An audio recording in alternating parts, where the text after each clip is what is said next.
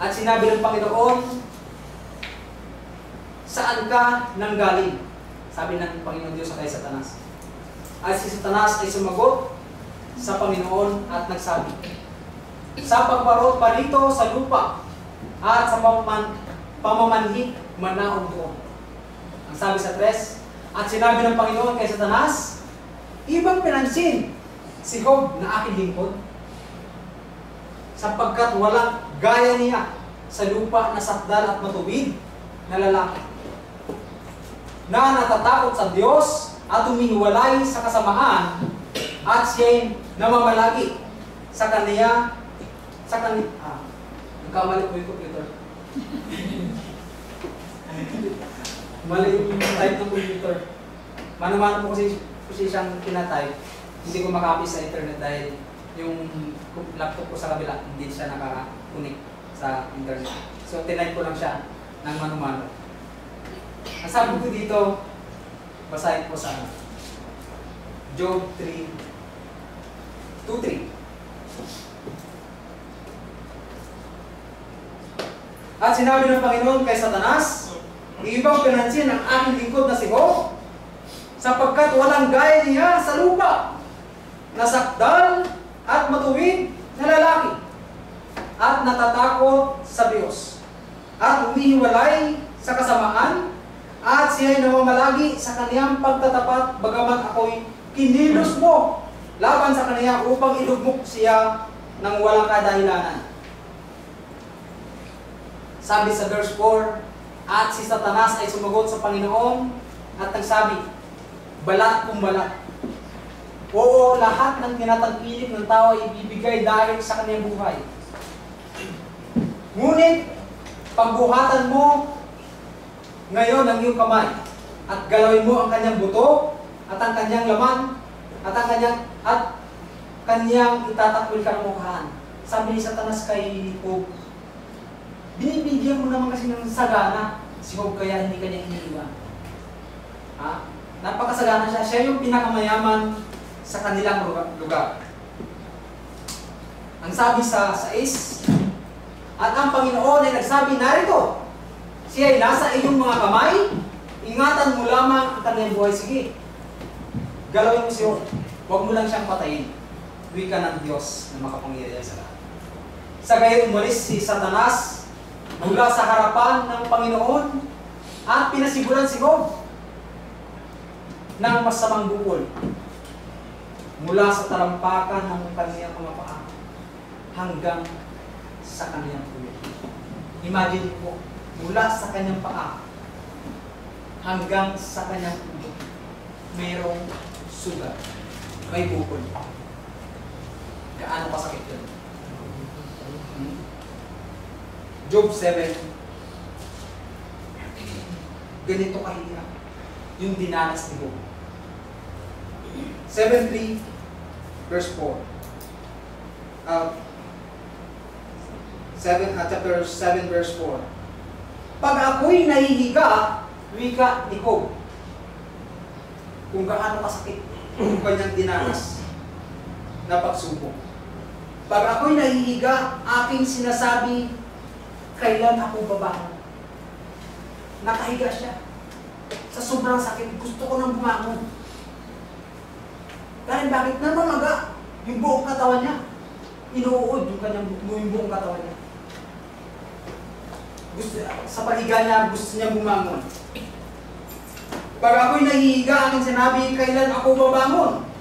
At nagdaan na ang gabi, ay puspos ng kabalisahan hanggang sa pagbubukang liwayway ng araw. Hindi siya nakatulog sa sakit. Bukang liwayway, no? Hindi pa siya nakakatulog.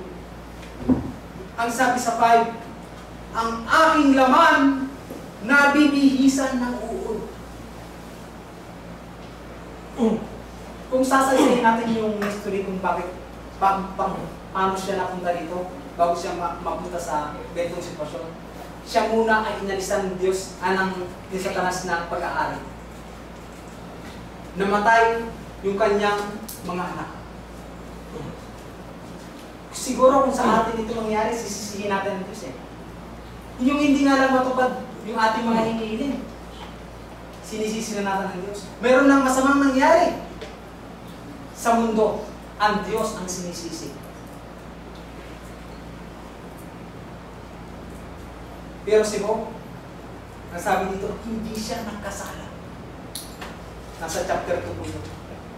Sa kabila ng dinaanan ni Job, sa kabila ng pinagdaraanan ni Job, hindi siya nagkasala. Ano yung pwede natin magpulot na aral dito? Sa kabila ng pagtukso sa kanya, hindi siya bumitaw sa pananampalataya. At ang balik sa kanya, kung hindi siya bumitaw sa pananampalataya, lahat ng nawala sa kanya, ibinalik ng doble. Nasa last chapter po yun ng Job. So kung tayo man, ano man ang pinagdaraanan natin sa buhay, ano mang tukso dumating sa ating buhay, pagsubok sa ating mga pananampalataya, huwag tayong bumitaw sa Diyos, sapagkat ang tao ay sinusubok na gaya ng binto na kung tunay dinadaan sa apoy yung binto, kung tunay na binto. Tayo dinadaan sa mga pagsubok, sa mga trials ng buhay, kung tunay kang nananampalataya sa Diyos.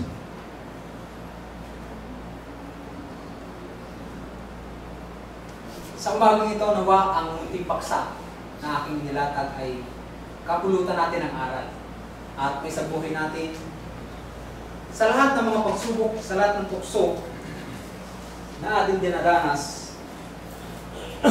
Ang ibinabato ng ating Panginoon si Kristo noong nasa chapter 4 verse 1 to 10. Lahat ng pagtukso sa ating Panginoon si Kristo, ang ibinabato niya ay ang salita ng Diyos. Walang iba. Yun lang. Gamitin natin ang banal na kasulatan sa lahat ng tubig ng mga tukso at pagsubok sa ating mga. Salamat po sa inyong pakikinig sa umagang ito. Supposed to be dapat dalawa kami ni Brother John para magsasalita. Pero nagkaroon siya ng flu last night.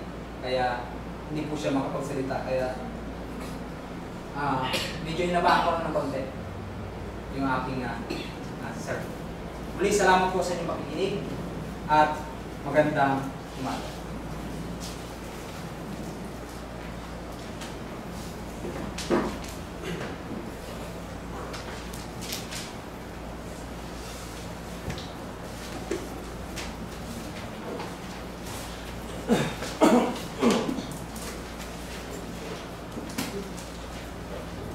Nagpapasalamat po natin sa umaga ito yung pagsama natin sa atin, Brother Jason.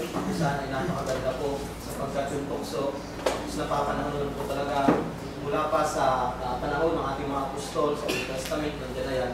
Hanggang sa panahon natin ngayon.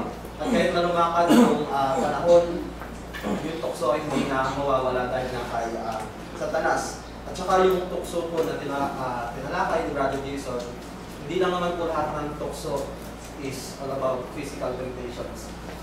Meron pong mga tukso minsan sa pamamagitan ng ating mga negatibong emosyon, yung ating mga negatibong nararamdaman towards dun sa mga ibang bagay. Minsan sa mga sitwasyon na hindi natin inaasahan. No? Halimbawa po, maka-encounter tayo minsan sa trabaho ng may nakakagalit tayong tao. Siyempre, halimbawa may sinabi sa ating hindi maganda, minsan yung emosyon natin, makakaramdam tayo ng galit at tayo sa galit tayo, pwede tayo makagawa ng masama, which is tukso pa din po yun sa atin bilang isang mga Kristiyano. Kasi yung word po na tukso, hindi naman po talaga yan maganda. Kaya sinabing tukso, lahat po is masama yung idudulot kapag kinagat mo. Ano po? At dahil sa tukso na yan, kapag kinagat natin, gaano man kadami yung ginawa nating mabuti bilang isang Kristiyano, no, lalo especially nga po pala sa ating mga Kristiyano, kahit na gaano kadami yung ginawa nating maganda dahil sa pagkagat natin sa isang tukso o pagbatol natin sa tukso, yun na po yung makikita at makikita sa atin at magiging kapintasan na po yung habang buhay.